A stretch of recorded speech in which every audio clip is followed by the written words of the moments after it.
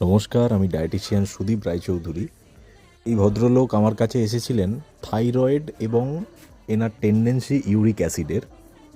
সেক্ষেত্রে weight loss করা কিন্তু একটু ডিফিকাল্ট হয়ে যায়।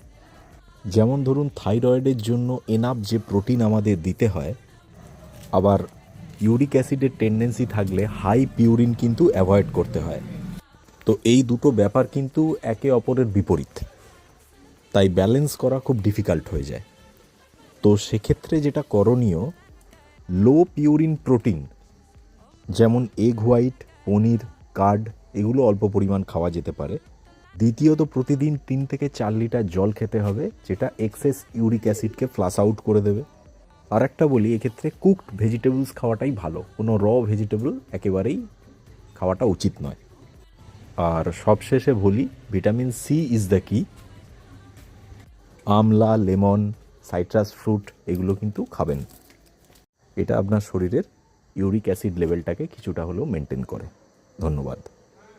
Welcome to Diet Journey Wellness Clinic, Dankuni Housing, Hooghly, one of the best diet clinic near Dankuni area. For any kind of information, please call to our dietitian directly at 877 747 8334.